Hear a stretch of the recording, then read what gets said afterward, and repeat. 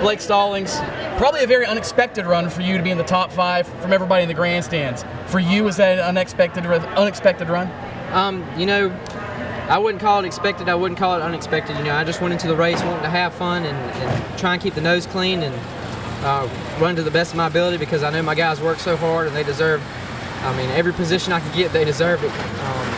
I can't thank everybody enough. And, we had a real big problem in qualifying. We tried some stuff on the car, some minor stuff, but the track kind of tightened up on us, and it gave us a bad start position for our heat race. Then we worked our way up through the Consi, the last chance race, and we had a really good car then. I went from 18th to 5th, I believe. And then coming into the race, my dad was just preaching to me on the radio, keep the nose clean, give yourself a little room, they're going to bunch up, your time's coming. And that's what we managed to do, and it's such a blessing, man. I can't say it enough. That sounds like my next question. How does it feel to actually come out of Martinsville with all the effort you put into this race, how much blood, sweat, and tears, how much money you spend, and finish in the top 5? It's unreal, man. The way I'm looking at it, we almost won Martinsville. We were right there.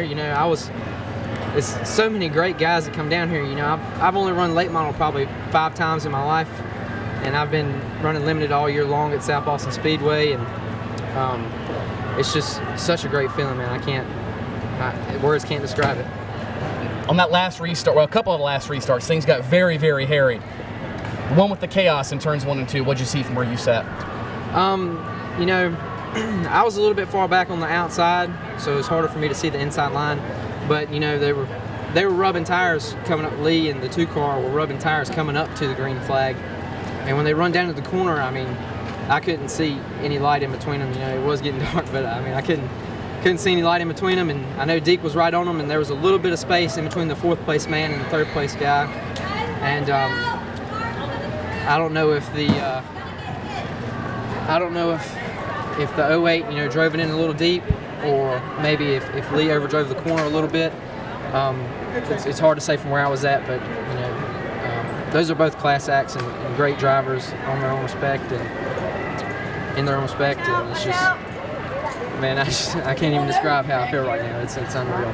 The last restart's probably the one that's the most controversial tonight. Dylan Bassett claims he just waited to go and Tommy Lemons jumped him. Tommy Lemons claimed the 44 spun the tires. You were right there in the middle of it. What did you see?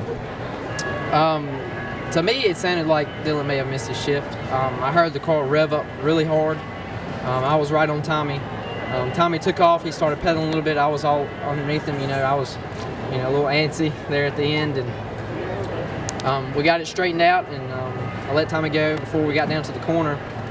Everything was clear, and we got down through 1 and 2, and everything was fine. I was right with him, and when we got down to 3 and 4, when I was coming up off of 4, the 44 kind of pinched me up into the wall a little bit, and that allowed the 24 to go around me on the outside, or I think he was 21. I think he changed his number to 24. He got around me on the outside right there, and we hung with it, and just fought for every position. I had the 22. He's a great driver, man. He drove me clean. I got to thank him for that. He ran on the outside of me clean a lot today, a lot during the race, and we were just glad to finish where we were. Got hectic there at the end, just like you said, but from my perspective, I think the 44 that spun the tires will miss his shift.